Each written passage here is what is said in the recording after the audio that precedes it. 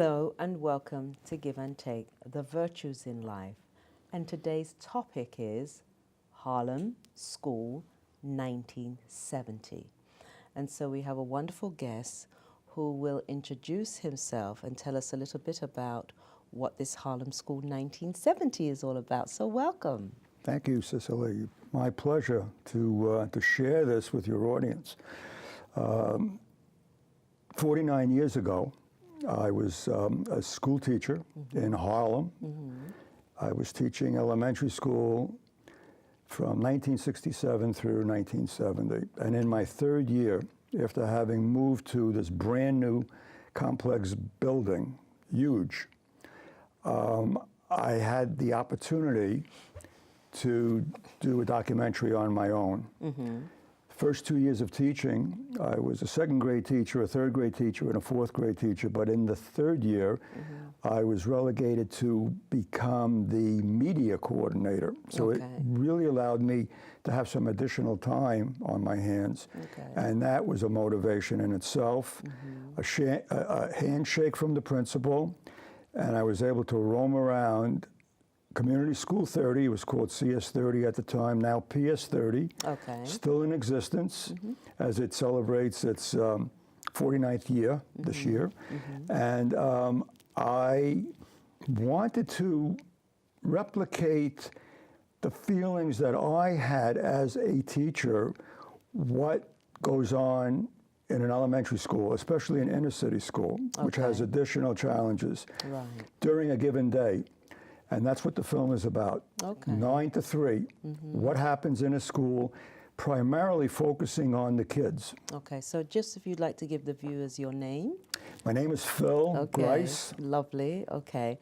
So now since you've mentioned it, this will be a good time for the viewers to be able to see a clip of the film. So. Okay.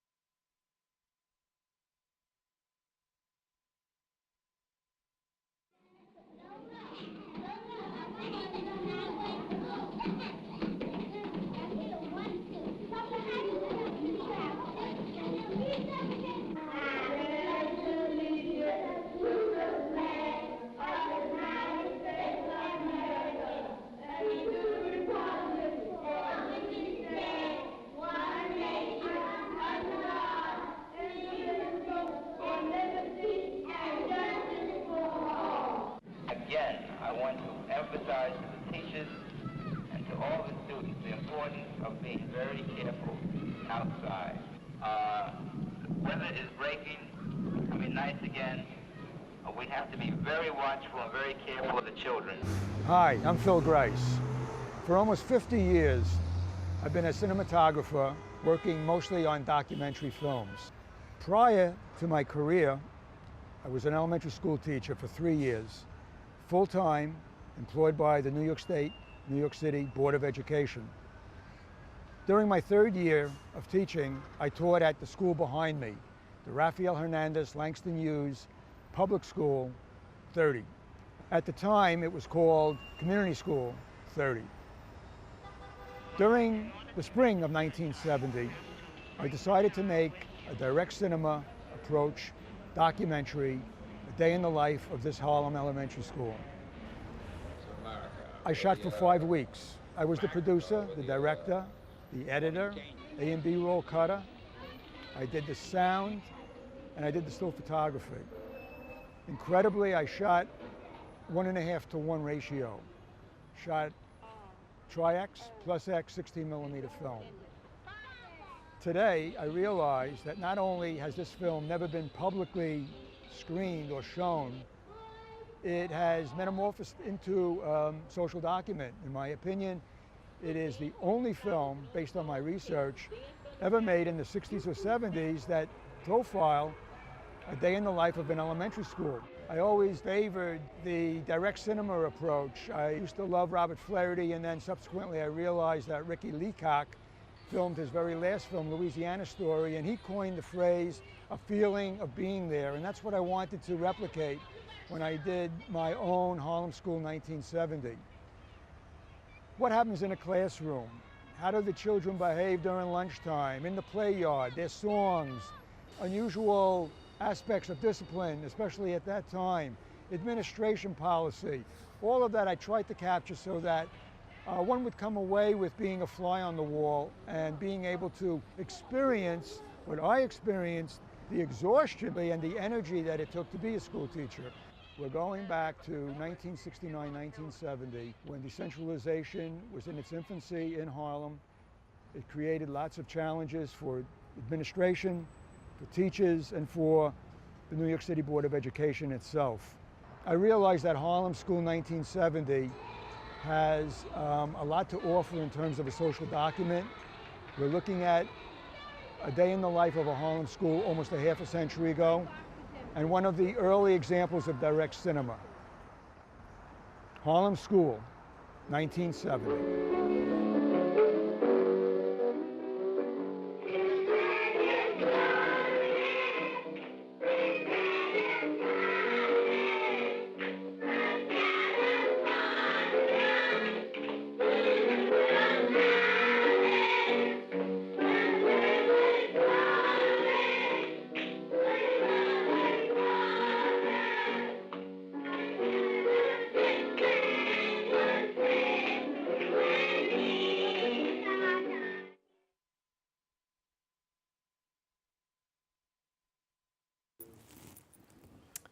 Wonderful.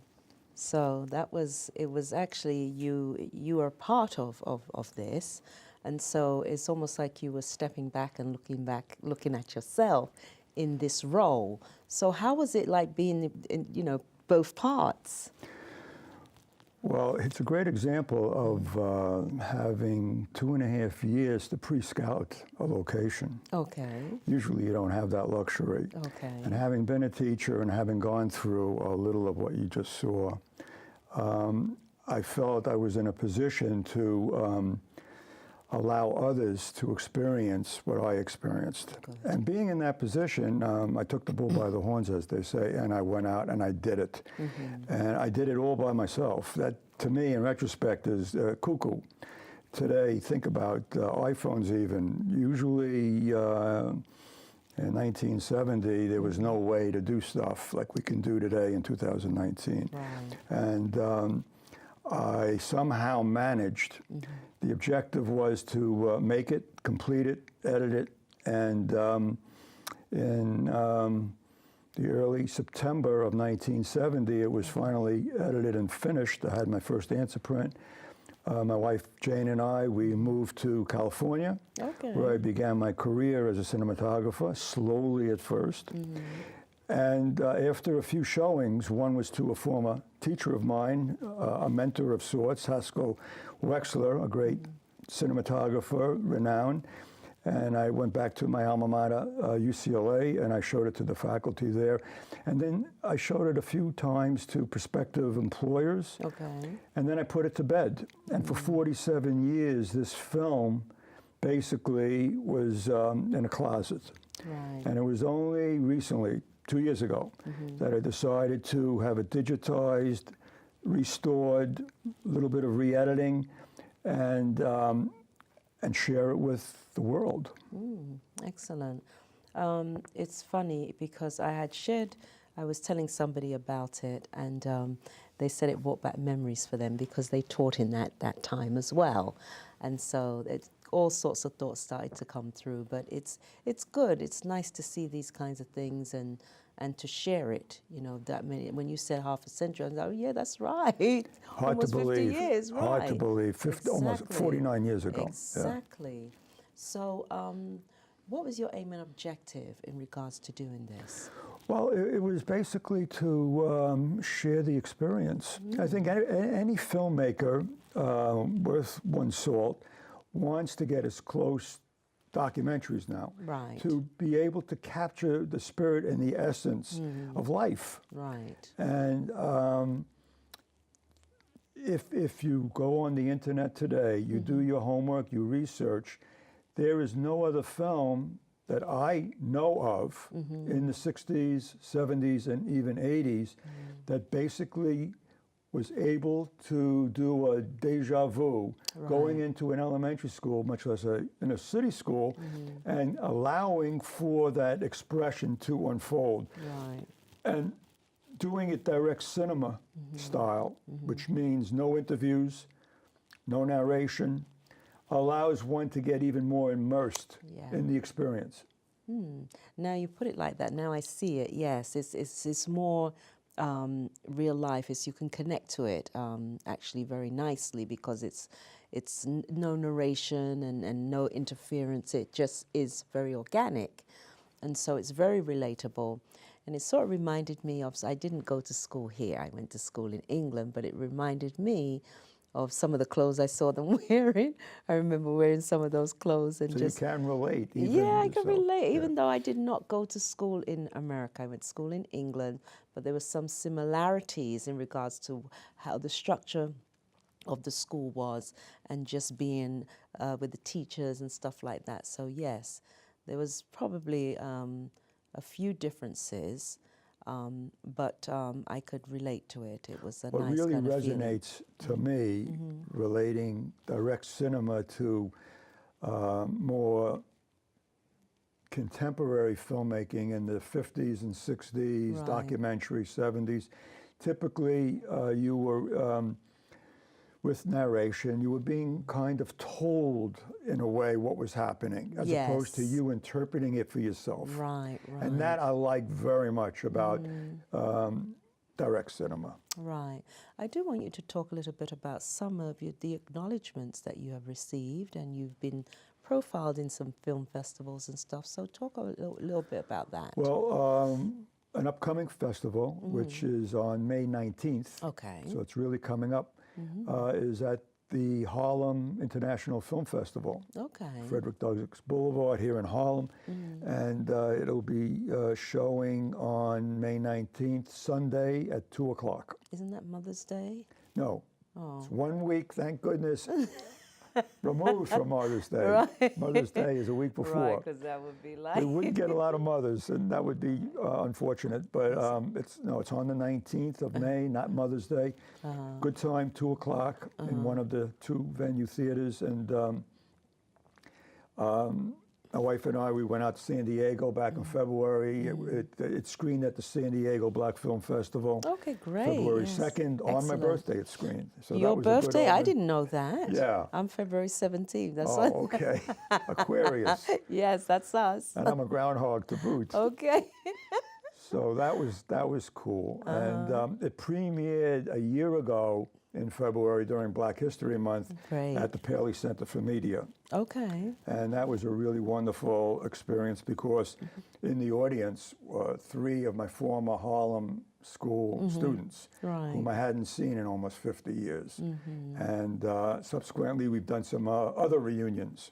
I went up to Syracuse, second grader of mine, who now has 15 grandchildren. Right. First time in all those years. Nice. Yeah, you were And, saying that you met with some of them. It That's was really fantastic. wonderful. It was Yes. wonderful to be able to, embrace them again. And it's hard to believe. I mean, I can't believe myself. 50 years almost. It's just, it seems Where like does the time yesterday. go, right? Cicely, in many respects, Yeah. it's still with me. Right. That's wonderful, though. But is it a good feeling that's with you? Great feeling. Okay, that's You what I know, want to hear. these kids, they grew up 90% without fathers in their home. Probably the best meal of the day was lunch. And there's a whole section in Harlem School 1970 just in the lunchroom.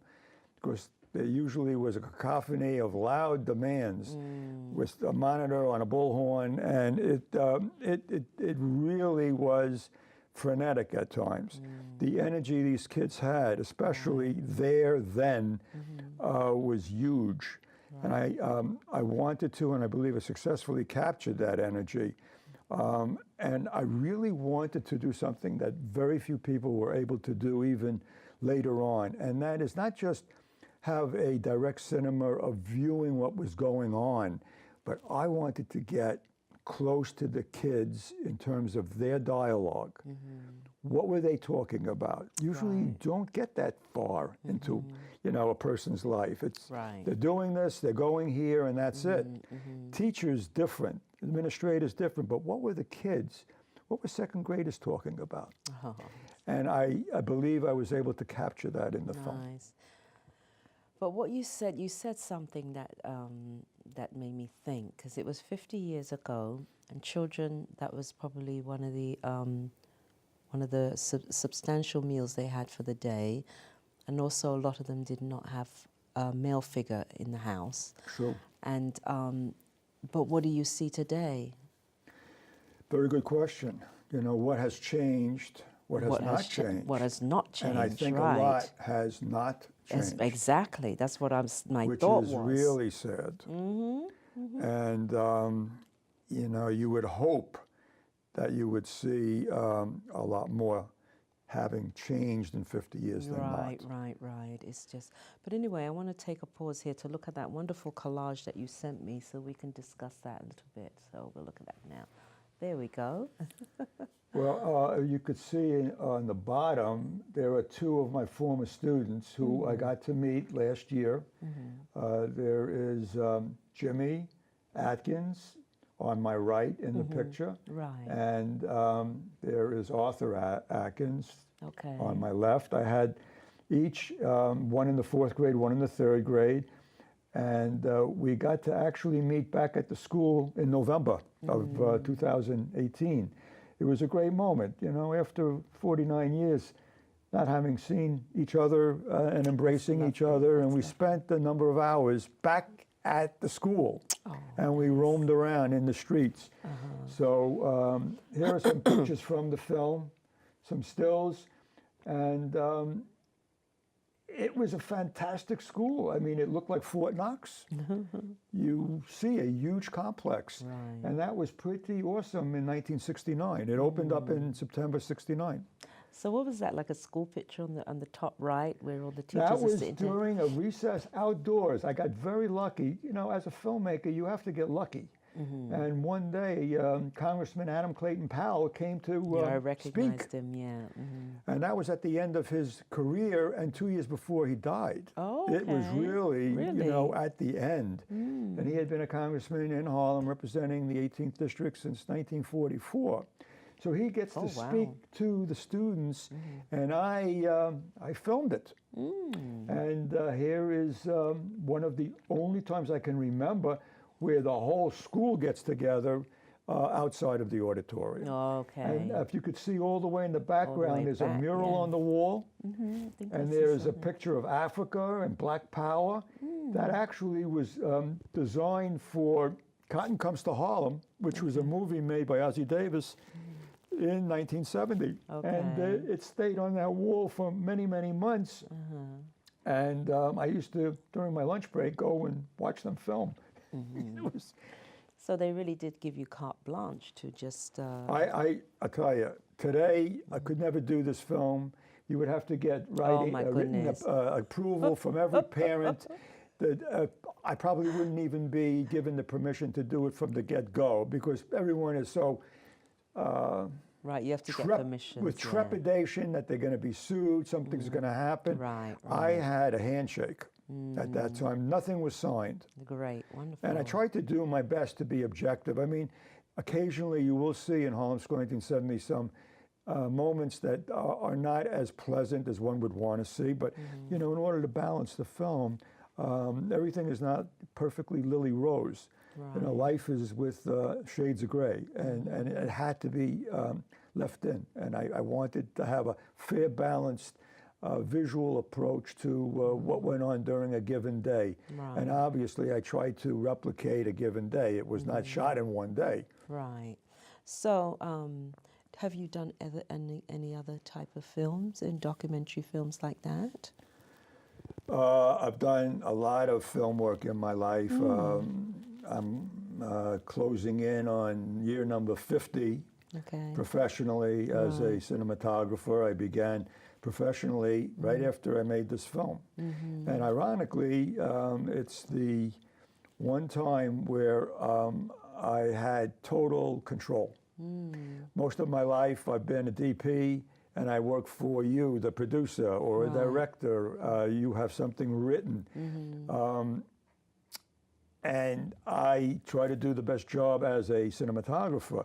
But to have total control, like I had with Harlem School 1970, gave me a type of power which is enormously thrilling. It allows you to mold with the clay you want to work with, not with the clay you give me. And I'm very grateful that I had that opportunity to be able to be in the right place at the right time, because everything is timing, and to be able to do that film.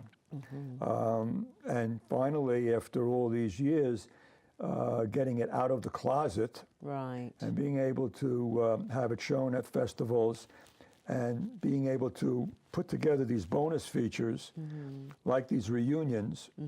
I am very much interested in finding a distributor who will embrace the film and the bonus material and be able to know that it will be disseminated to educators and teachers around the world. What can that's you what I identify saw. with? What, you know, is something that you want. It allows for conversation. Yes. And I think it's a historical direct cinema. It really belongs with some of the other direct cinema films that are iconic. But up until now, nobody has ever heard of Harlem School 1970. Well, they're hearing about it here. Yes. So I was telling someone the other day, because they was asking about, you know, where does the show air? I said, well, it's on TV, and it's, you know, it's throughout Westchester County. And plus I put it on social media, and there was, and I say it's become international now because I put it out there. And lo and behold, a couple of days after that, someone had made a comment on one of my interviews, and the person was from Iran. So it just goes to show you, you know, It's you a never whole know different world. Exactly. Not so long ago, the only way to advertise was in print. There you go. So what I would say from here is, I think that this is great that you've done this and that you were given the opportunity to do this, and thank you, because as you said, it's something that's really, you can have a conversation from it. This could be used as a teaching tool, many different ways that this video Absolutely. can be used. We had a screening at the Maisel Documentary Center at CCNY in March, and many educators were in the audience. And it was shown, it was screened on a nice big screen. And I was really heartened by the fact that educators got involved with a Q&A at the end. I would love to get more feedback from people who are contemporary teachers and people who can relate to teaching 50 years ago. What was the experience like? There are some moments there. I feel most of these teachers did a hell of a great job. They really put out. And it was a challenging objective. We had pretty large classes. There was no Ritalin in those days. I mean, there's no medication. I'm personally glad about that, but that's okay. It's good and bad. It's, you know, everything in moderation. Sometimes it's needed, or sometimes certain things are needed in order to address behavior. That's a whole other conversation. You know, it's a whole different topic, I know. But it added to the challenges. Right. So I do want to take this time to thank Jane for approaching me, and she said, "Oh, and Jane is sitting out there." So yes, Jane, I'm putting you on the spot, even though you're not being able to see. I want to thank her for because when she said, I said, and then she connected us. I said, "It's perfect. This is great. I would love for, you know, Phil to come on the show and share what he's done, because it's something that should be exposed to many different people." So well, thank you. glad you know, about Jane that. and I, we weren't even married a year, but we were married when I made this film. Okay. We were married. We're going to be celebrating our 50th anniversary. She's like, why are you telling people my July age? 26th. So she knows. You remember the process. I mean, I did this under such crude circumstances. In those days, we worked with moviolas, upright moviolas. You wouldn't know what that is. No. We hung little strings of the film in bins. And I even Right. actually didn't even have enough bins. I would tape it to the ceiling. I had cores. Right. It was a very mechanical process. It wasn't electronic, and being able to try this, try that. You had to cut things. You had to put things together. You had to Interesting. separate them. Right. You had mag tracks and picture. It was different, but it was Okay. a labor of love. A labor And of love. I think the key was for me in retrospect now that I did decide to take it out of the closet, Right. because it would have ended up never being seen again. And now it's gradually getting out there. Good. And once a distributor feels the motivation to be able to take it to the next level with the bonus pieces, Right. it can get that world distribution that I Excellent. would love for it to get, so that others can use it as a reference. There's nothing else, literally, that one could go back to the 70s and 60s and say, let me see another school. Right. Let me see someone else's film about, a similar adventure where we can do a day in the life. It's not something that exists. Okay, so now, Phil, we're sort of getting close to the end of the show now. I would like you to share how one would be able to reach you, in regards to finding out more about this great documentary that you've produced. I'm always interested in being able to share any information Right. with anyone who would love to be able to contact me. My website first is philgries.com. My email is Gries, Gries, TV, audio, AUDIO, @verizon.net.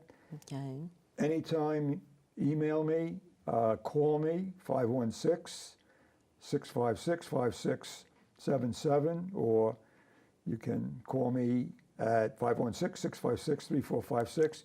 So I'm giving you everything. You have Right. everything except my bank account number. And anyone who has anything to add, any give and take, you want to know more about what I did on this film, you can go to the IMDb, Harlem School 1970, and there's a lot of trivia on there. How I made the film, the type of camera I used.